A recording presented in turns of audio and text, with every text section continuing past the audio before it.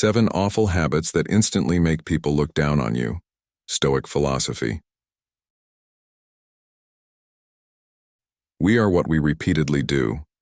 Excellence, then, is not an act, but a habit. Aristotle. Have you ever caught yourself wondering why some people just seem to lose respect for you the moment you step into a room? It might sting to hear, but let's get real for a second. We all have certain habits that, without us even realizing, make others look down on us. And trust me, I'm no stranger to this. I've been guilty of plenty of these myself. But here's the good news. Awareness is the first step to change. Today, on Stoic in Your Life, we're taking a deep dive into 7 awful habits that can make people instantly lose respect for you. Yes, these habits could be holding you back more than you think. The truth? They're sneaky, they're destructive, and worst of all, they're often habits we don't even realize we have. So, if you've ever wondered why certain relationships fall apart, or why you can't seem to gain the respect you deserve, this video is for you. Let's dive in and uncover the 7 habits that could be silently wrecking your reputation before they do any more damage. Are you ready? Number 1. Gossiping. Waste no more time arguing about what a good man should be. Be one. Marcus Aurelius.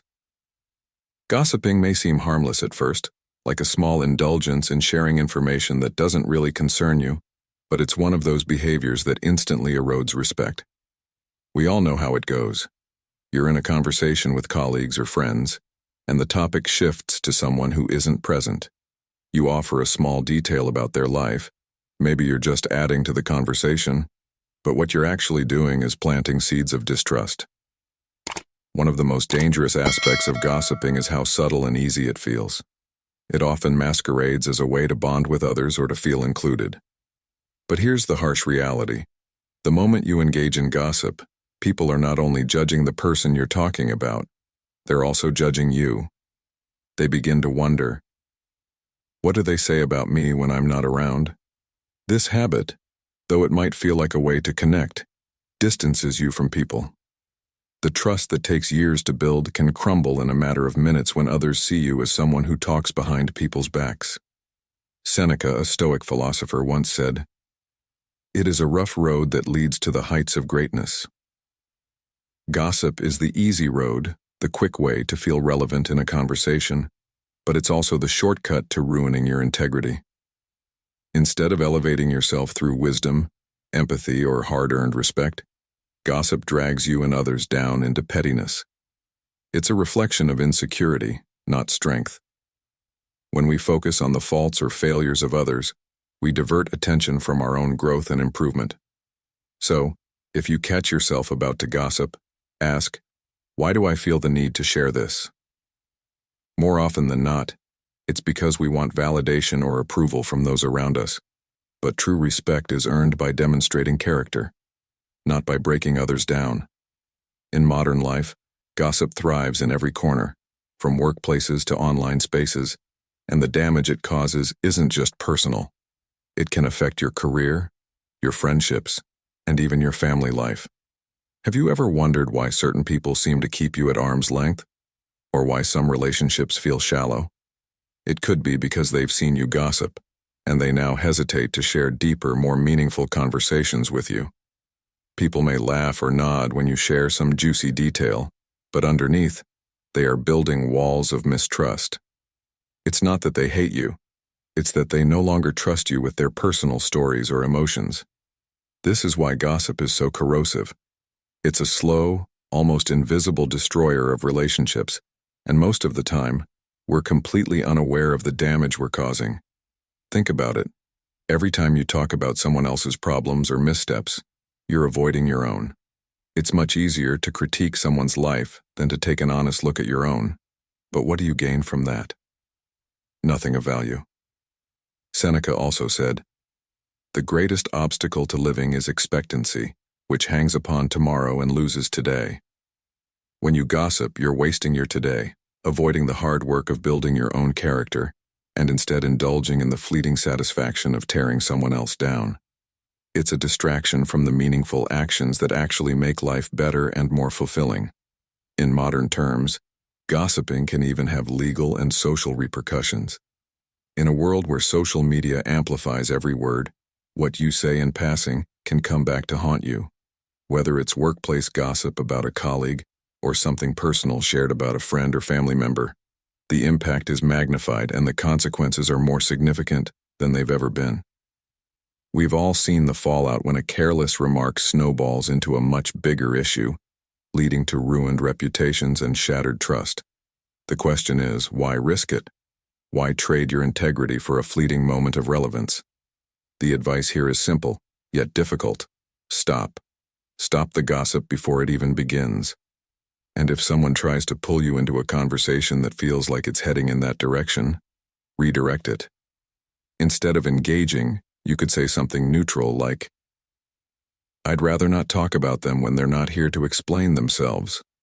Or you can change the subject entirely. This not only prevents you from being caught in the negativity, but it also shows strength and maturity.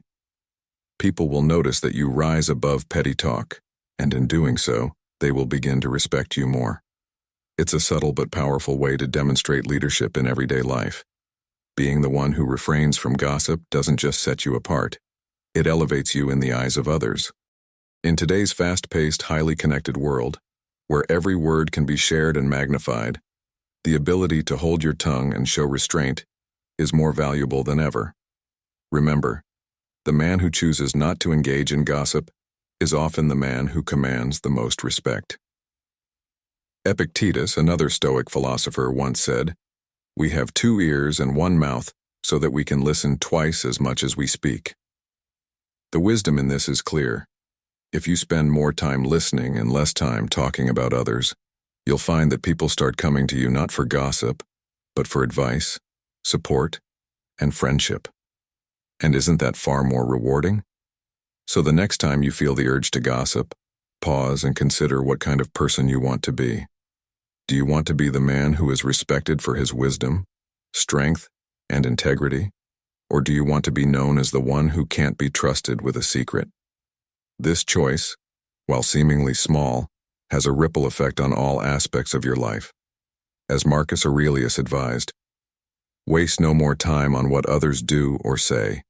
It's your own actions that should concern you. By focusing on your own growth and cutting gossip from your life, you can build stronger, more meaningful relationships and ultimately earn the respect of those around you. And isn't that what we're all striving for? Number 2, being passive-aggressive. Let's talk about one of the most toxic habits that people often don't even realize they have, being passive-aggressive. We've all been there. Someone asks you how you're doing, and you respond with a cold, "I'm fine," when you're clearly not fine at all. Or maybe you've agreed to help a friend with something, but inside you're resentful, and instead of being direct, you make sarcastic comments or give them the silent treatment. This kind of behavior might seem like a harmless way to avoid confrontation, but in reality, it's one of the fastest ways to make people lose respect for you. Being passive-aggressive shows a lack of communication skills and emotional maturity. It's an indirect form of expressing anger or dissatisfaction, and it leads to confusion and frustration for those around you because honestly, no one can read your mind. How often have you expected people to pick up on your subtle clues or sarcastic remarks and then been disappointed when they didn't get it? It's exhausting for both you and them. Epictetus, a Stoic philosopher, once said, "It is not what happens to you, but how you react to it that matters." This holds especially true for passive aggression. When you react to difficult situations with indirect hostility rather than dealing with the issue head-on, you're not only hurting the other person, you're hurting yourself. You're avoiding an opportunity to grow by learning how to communicate openly and effectively. In modern life, especially in personal and work relationships, this habit can be particularly damaging. Think about how many misunderstandings in your life have been caused by passive-aggressive behavior, whether it's not being honest about your feelings with a partner, or silently resenting a coworker for not pulling their weight. Rather than addressing these issues with clear communication, many of us resort to dropping hints or making passive comments, hoping the other person will figure it out. But more often than not, they don't. Instead of resolving the situation, it leads to even more tension and conflict. Let me share a quick story. I had a friend, let's call him John, who used to get really frustrated with his partner. Whenever something upset him, instead of bringing it up directly, he'd start giving her the cold shoulder or making snarky comments like, "I guess it's too much to ask for help around here," while she stood there, completely unaware of what he was really angry about. Eventually, this pattern of behavior created so much distance between them that his partner started avoiding serious conversations altogether. She never knew if he was truly okay or if there was something simmering beneath the surface.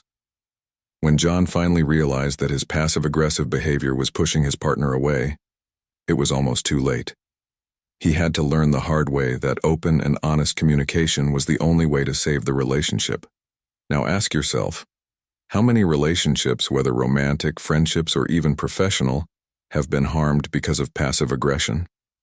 Have you ever thought about how many times people have distanced themselves from you because they found it too exhausting to try and decode your hidden meanings and sarcastic comments?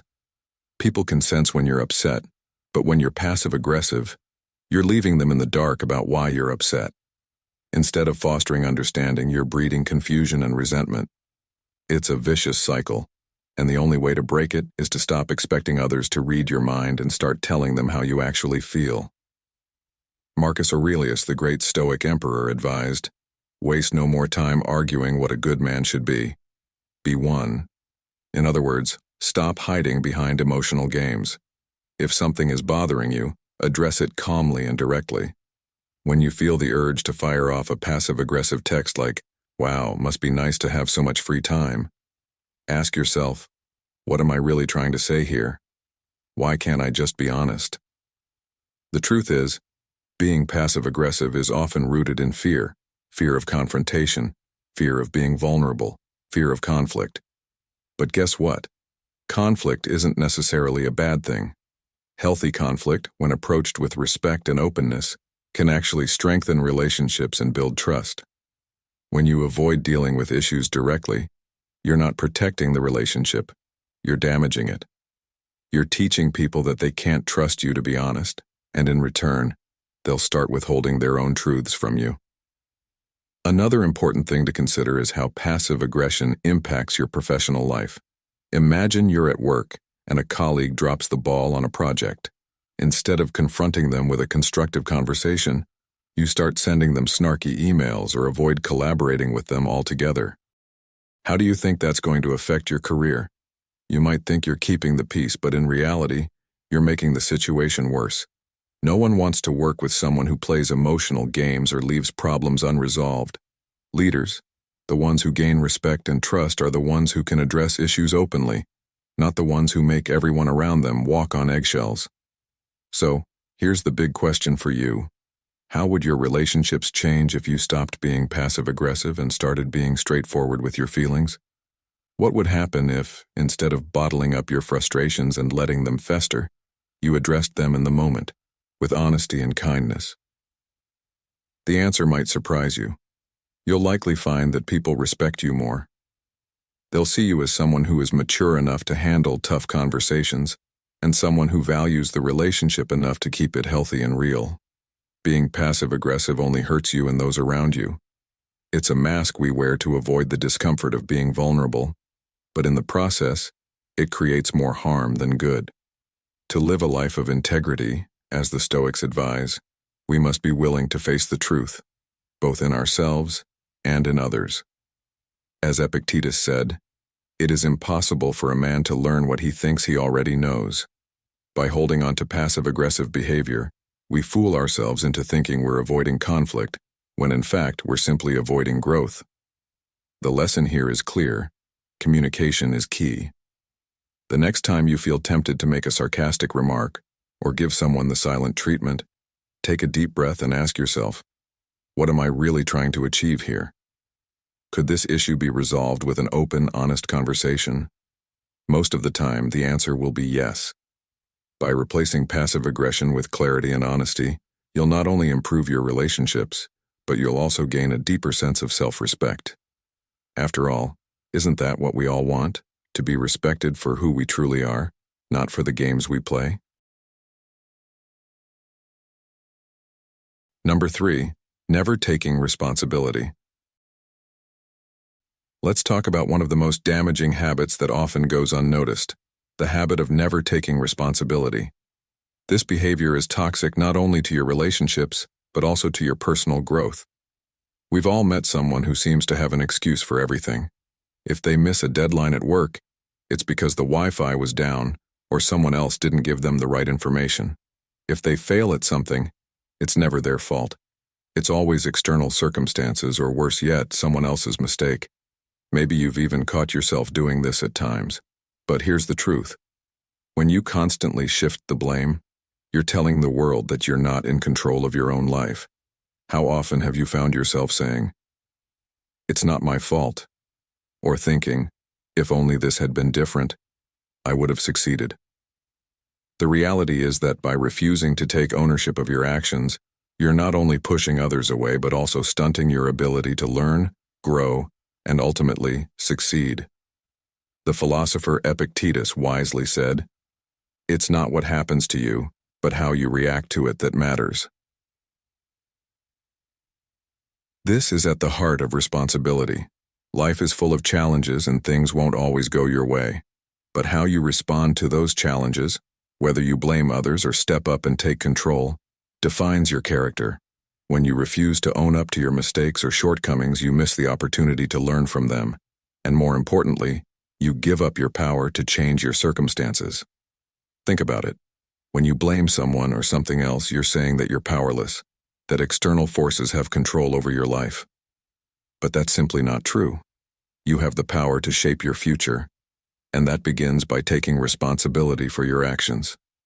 Whether you succeed or fail, it's on you, and accepting that is the first step toward real progress.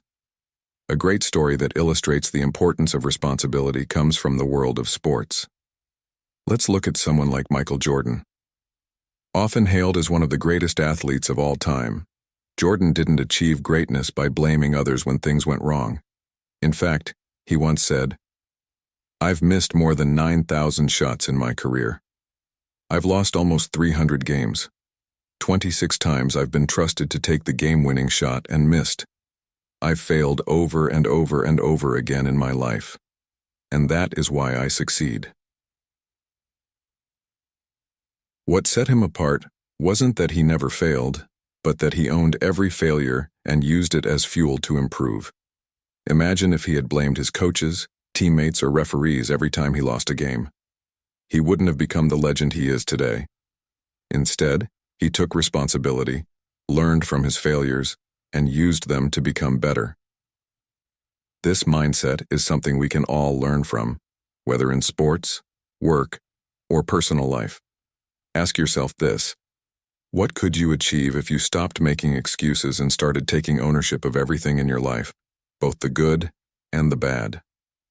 Taking responsibility isn't about beating yourself up when things go wrong. It's about recognizing that you always have the power to make better choices, to improve and to move forward. When you accept responsibility, you're no longer a victim of circumstance. You become the driver of your own success. And this doesn't just apply to big life events, it's the small everyday things that matter too. Did you show up late to a meeting? Own it. Miss a deadline? Don't blame the software or the workload. Acknowledge that you could have planned better. When you do this, people will start to see you as reliable, trustworthy, and capable. These are the qualities of a leader, someone people respect. On the flip side, if you continue to dodge responsibility, people will start to distance themselves from you. Colleagues, friends, and even family members will hesitate to trust you because they'll always be waiting for the next excuse. In today's fast-paced world, where everyone is looking for someone to blame, those who take responsibility stand out. They are the ones who rise to the top because they're not afraid to admit their mistakes and learn from them. As the Stoic philosopher Seneca once said, "It is not because things are difficult that we do not dare, It is because we do not dare that things are difficult. When you avoid responsibility, you're not daring to confront the difficulties of life. You're hiding from them, and in doing so, you make them even more challenging. But when you face your responsibilities head-on, even when it's uncomfortable, you begin to break through those difficulties. You grow stronger, more capable, and more respected by those around you. Consider how this plays out in your own life. Maybe you've noticed that certain patterns keep repeating: failed relationships, missed opportunities, dissatisfaction at work. Could it be that these things are happening because you're not fully owning your role in them? It's easy to say, "That relationship ended because she didn't understand me." Or, "I didn't get the promotion because my boss plays favorites." But how much more empowering would it be to say, "What could I have done better in that relationship?" Or, "How can I improve my performance to ensure I get that promotion next time?" By asking these questions, you're shifting from a mindset of blame to one of growth, and that's where real change happens. Remember this: taking responsibility is not about being perfect. It's about being honest with yourself and others. It's about owning your actions, learning from your mistakes, and constantly striving to be better. In the words of Marcus Aurelius, you have power over your mind, not outside events. Realize this, and you will find strength. So the next time you catch yourself ready to make an excuse, pause for a moment. Ask yourself, what can I learn from this situation? And how can I take ownership and turn it into an opportunity for growth? The more you practice this, the more respect you will earn, and the more you will respect yourself. At the end of the day, responsibility is not a burden. It's a pathway to freedom, success, and personal fulfillment. What's holding you back from taking that first step today? Thank you for joining us in today's video. Before we move on to the next segment, I want to take a moment to express how grateful I am to have you as part of our growing community. Your presence here means a lot, and I encourage you to share your thoughts, personal experiences, or any impressions you've gained from our journey together. And if you're not sure what to say, that's okay too. Just drop a comment saying, "I am a newbie," if you've just joined us, or "I am Stoic," if you've been with us for a while. Your engagement not only helps us stay connected, but it also fuels our motivation to keep providing valuable content. All right, let's continue this journey of growth and self-discovery together, shall we?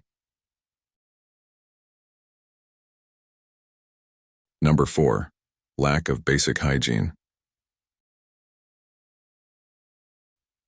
Let's dive into one of the most straightforward yet surprisingly overlooked habits that can instantly make people lose respect for you: a lack of basic hygiene. It's the kind of thing most of us don't even think about because we assume it's common sense. But let me tell you, there's nothing more off-putting than encountering someone who neglects their personal hygiene. Whether it's showing up to a meeting with unkempt hair, wearing clothes that look like they've been picked off the floor, or simply having body odor that could clear a room, failing to take care of yourself physically tells the world that you don't value yourself.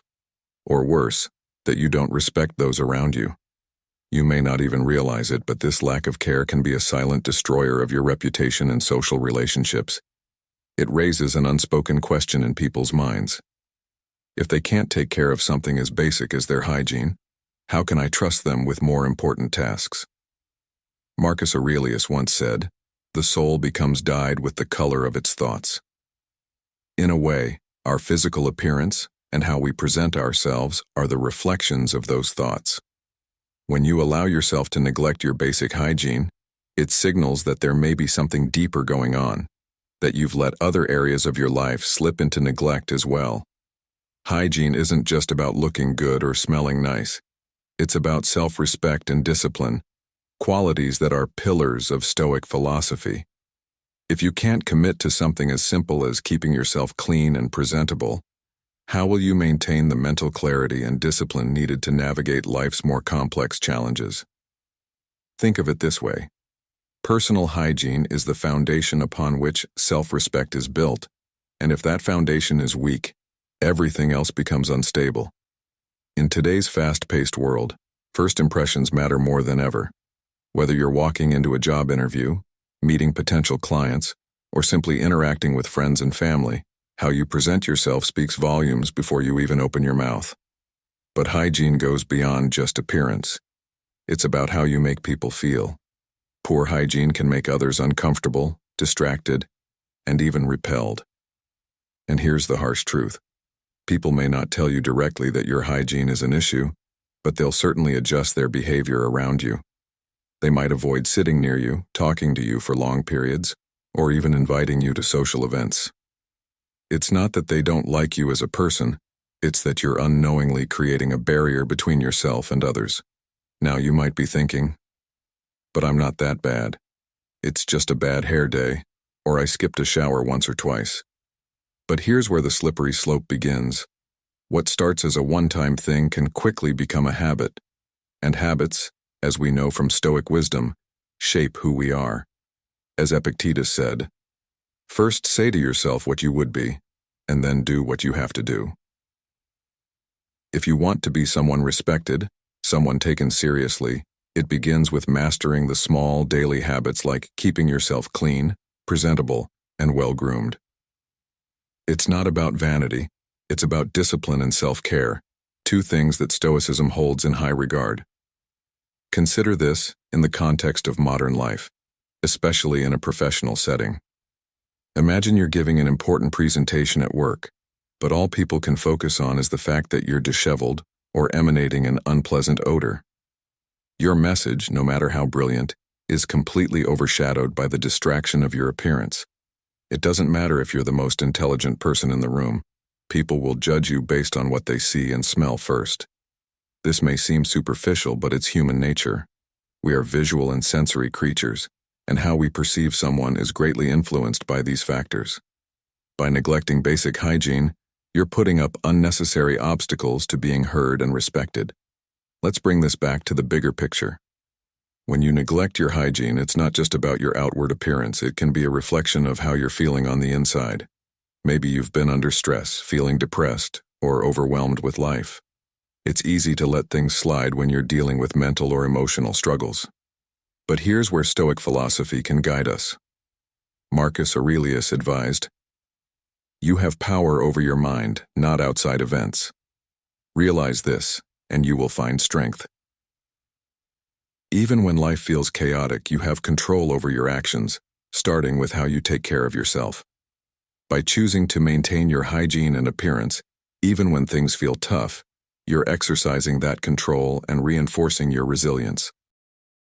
And let's be honest, maintaining basic hygiene is not a monumental task. It doesn't require Herculean effort. It's a simple, everyday practice. Take care of your body, and in turn, you'll take care of your mind and your spirit. Shower regularly, brush your teeth, wear clean clothes, and groom yourself. These are small actions, but they have a big impact on how others perceive you and how you perceive yourself. It's about showing the world that you take yourself seriously and that you respect their space enough to show up as your best self. Ask yourself this: how different would your interactions be if you showed up every day looking and feeling your best? How much more confident would you feel walking into a room knowing that your appearance and hygiene reflect the respect you have for yourself and those around you? The difference can be profound. People notice these things, and while they might not say it outright, they appreciate it when someone shows that they care about the details, especially something as basic as personal hygiene. Personal hygiene isn't just about preventing bad smells or looking sharp. It's a reflection of your inner discipline, your respect for others, and your commitment to living a life of integrity. As the Stoic philosopher Seneca once said, "A gem cannot be polished without friction, nor a man perfected without trials." Keeping yourself in check, even with something as simple as hygiene, is part of the ongoing trial of self-improvement. It's one of the small daily acts that, when practiced consistently, leads to greater respect, both from others and from yourself. Number 5. Constant complaining. Let's dive into a habit that is easy to fall into but can instantly make others lose respect for you: constant complaining. It might not seem like a big deal at first. After all, we all have bad days, and venting every now and then can feel like a release.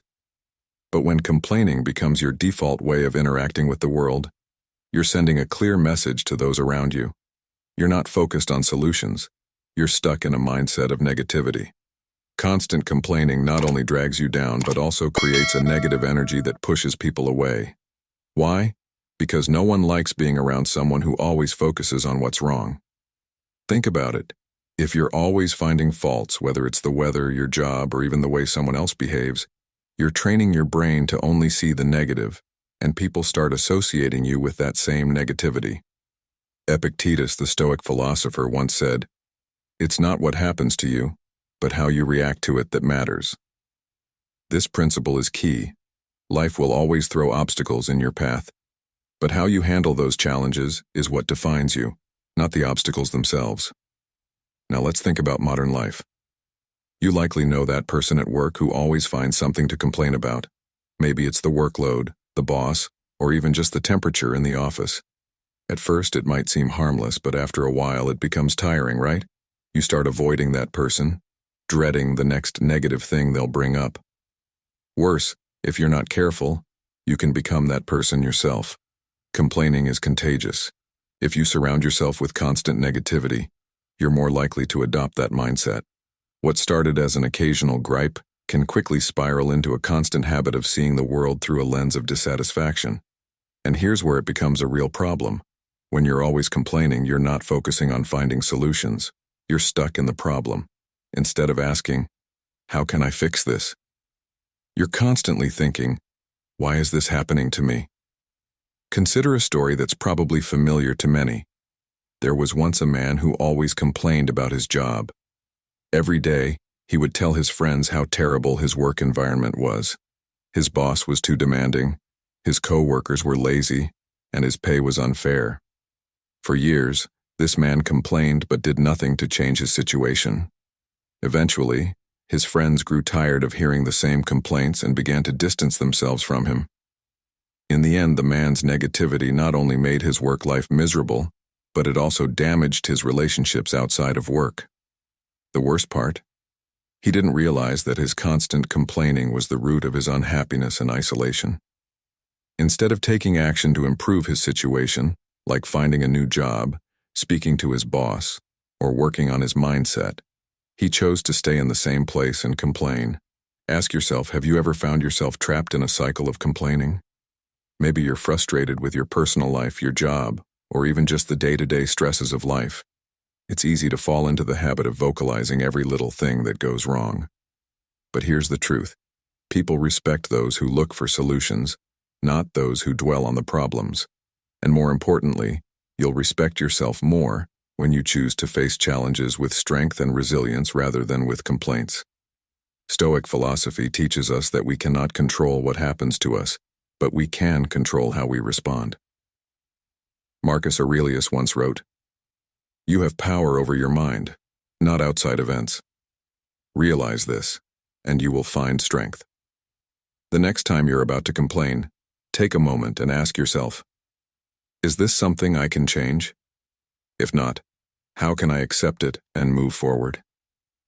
Shifting your focus away from the problem and toward potential solutions will not only make you feel more empowered, but it will also improve how others perceive you.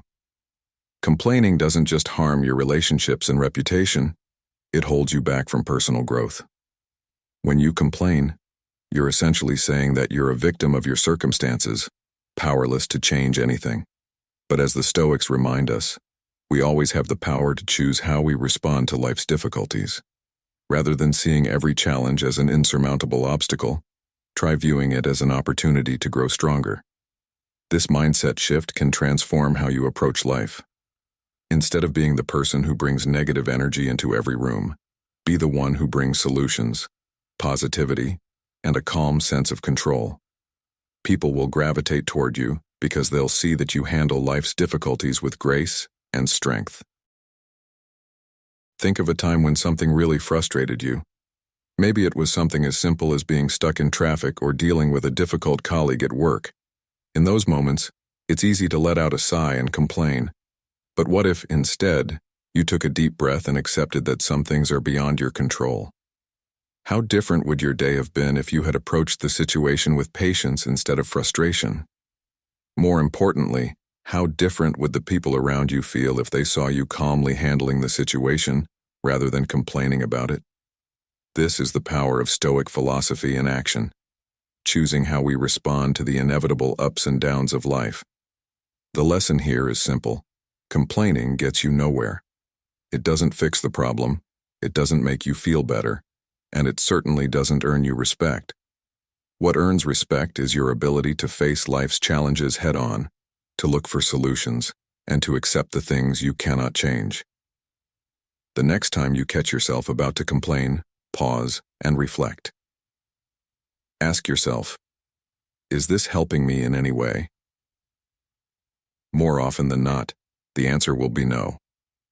Then, shift your focus to what you can do to improve the situation. Or, if nothing can be done, how you can accept it and move forward with peace of mind. As Epictetus wisely said, don't explain your philosophy, embody it. Be the person who lives with strength, resilience, and positivity, not the one who constantly drags others down with complaints. When you embrace this mindset, not only will others look up to you, but you'll also feel more in control of your life, and that is truly powerful. So the next time you feel the urge to complain, take a step back and ask yourself, how can I rise above this? That's where real growth begins.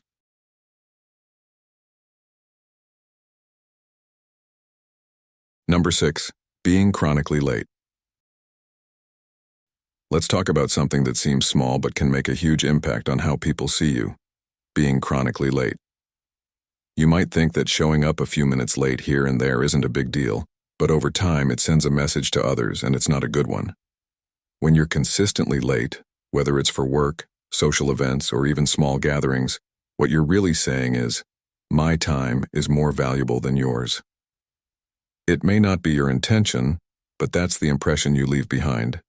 People who respect you or want to respect you will start to question whether you respect them in return. It doesn't matter if you have a great reason for being late each time. When it becomes a habit, it signals to others that they can't depend on you, and that's when their respect for you starts to erode.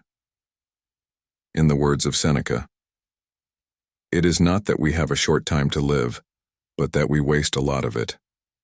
Being late, constantly, is a form of wasting not only your time, but also the time of those waiting for you. Now, you might be thinking, I'm not always late on purpose, things just come up. And that's understandable. Life is unpredictable, and things don't always go as planned. But if lateness becomes your default mode, that unpredictability becomes part of your personal brand. People start planning around your lateness, assuming you won't be on time, and that's not the kind of reputation you want to have. Imagine how much better it feels when people know they can rely on you to be punctual. It shows that you respect not only their time but also the commitments you make. And when people see that you take your commitments seriously, their trust in you grows. It's all connected. Being on time reflects discipline, and discipline is something that Stoicism values greatly. Marcus Aurelius once said, "Waste no more time arguing what a good man should be. Be one." Being punctual is a simple yet powerful way to demonstrate that you are a person of integrity and that you take yourself and others seriously. Think about this. How many times have you been late because you underestimated the time it would take to get ready, or you got caught up in something else? How many times did that cause stress, either for you or for the people waiting on you? Chronic lateness doesn't just make others feel unimportant, it also adds unnecessary pressure to your own life. When you're constantly rushing, you're setting yourself up for a day filled with anxiety and frustration. You're not giving yourself the time to be fully present because you're always playing catch-up. This can negatively affect your work performance, relationships, and even your own peace of mind. So why put yourself through that? Why not take control of your time and your schedule instead of letting it control you? Ask yourself, what would my day look like if I consistently planned ahead and gave myself the time I needed? You'd be more at ease, and those around you would feel more respected.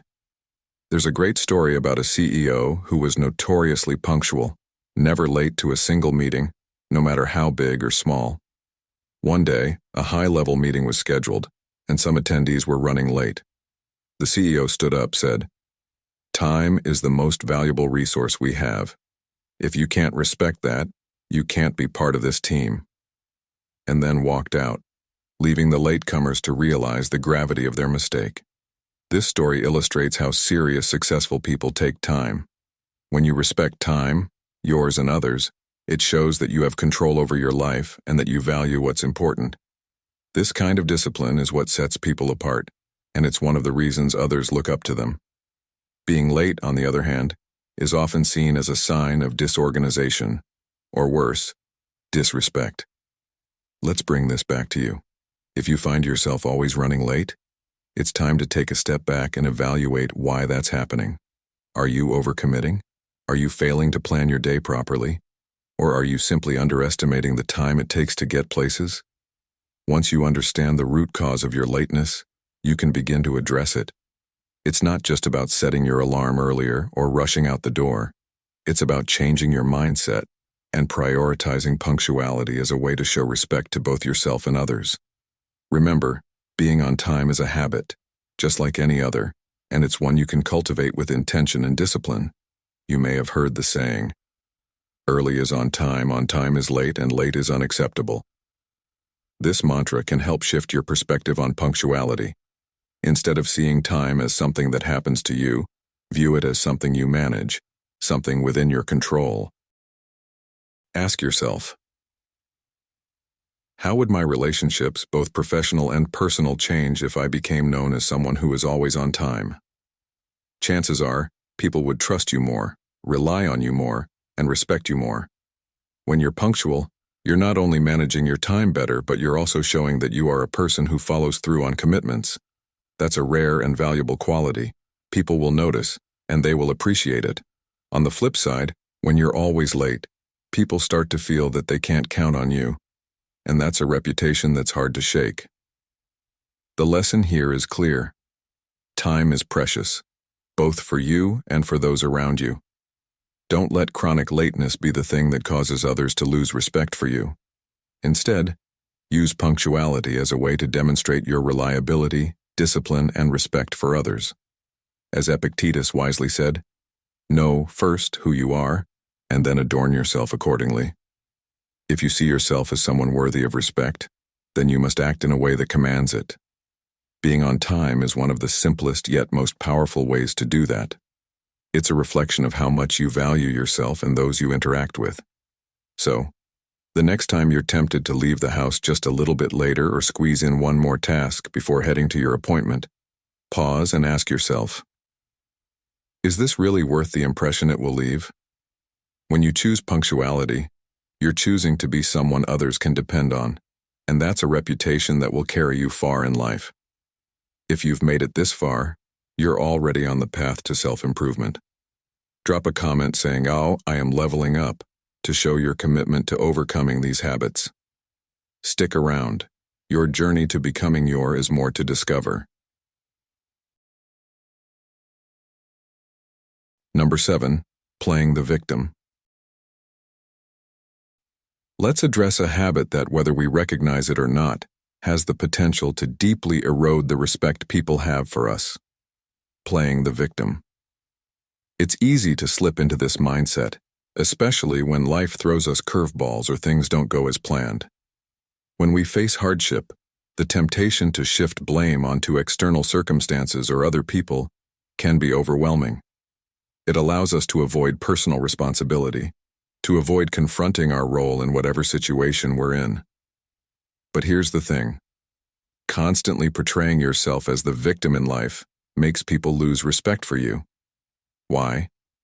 Because when you adopt this mentality, you're essentially telling the world, "I have no control over my own life."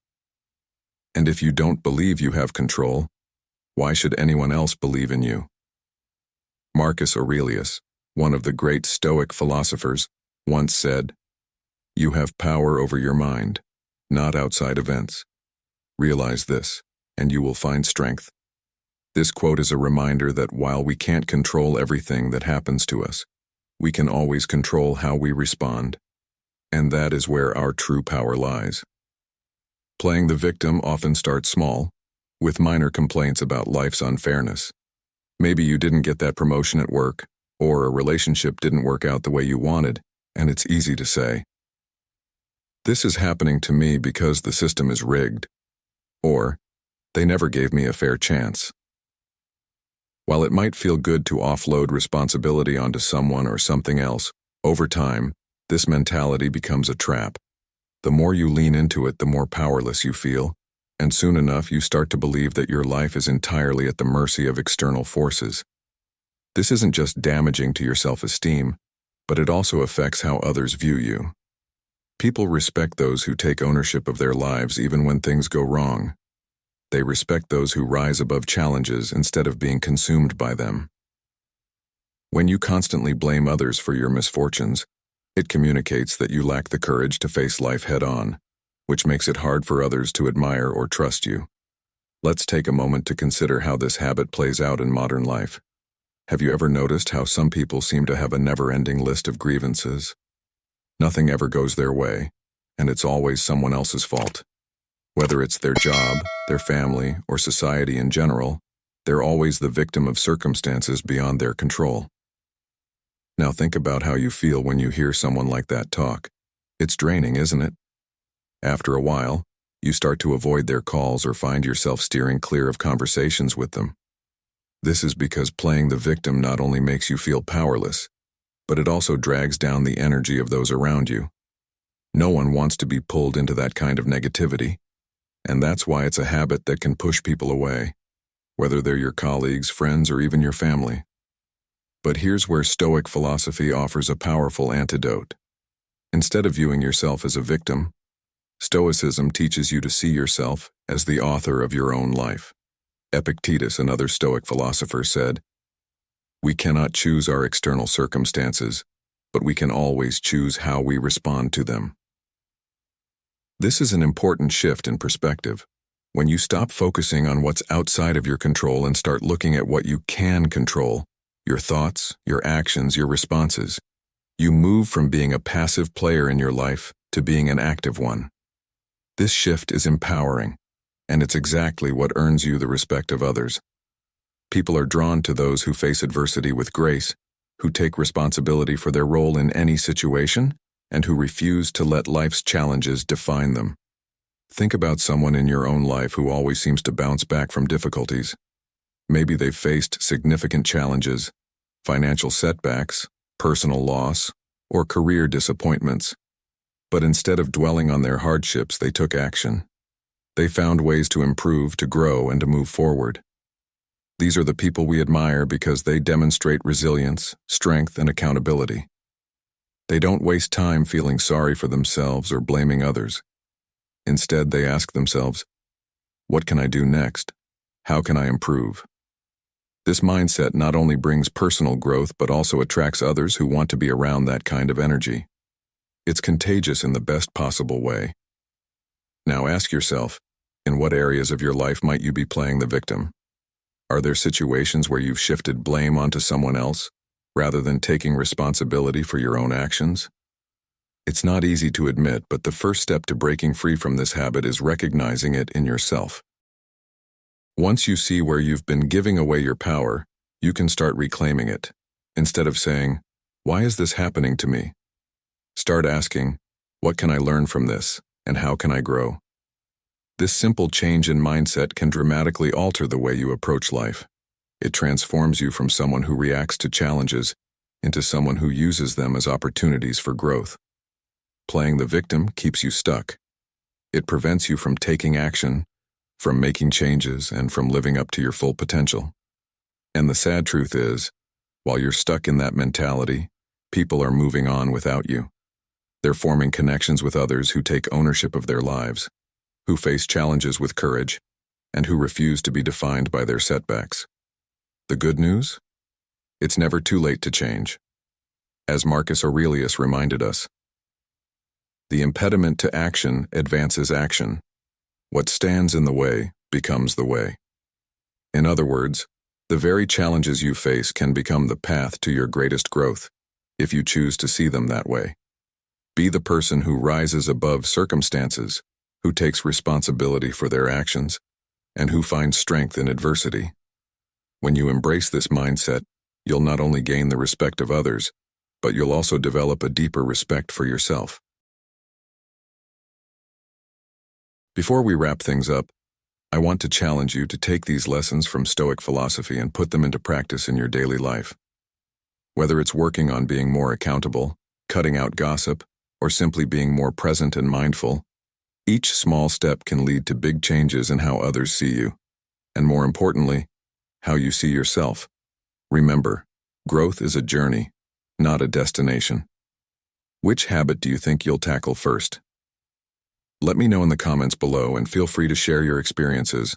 I'm always eager to hear how Stoicism is making an impact in your life. If you found this video helpful, don't forget to like, subscribe, and share it with someone who might benefit from a little Stoic wisdom. Together we can all become better, stronger, and more resilient versions of ourselves. Thanks for watching, and stay tuned for more insights from Stoic in your life. Catch you next time.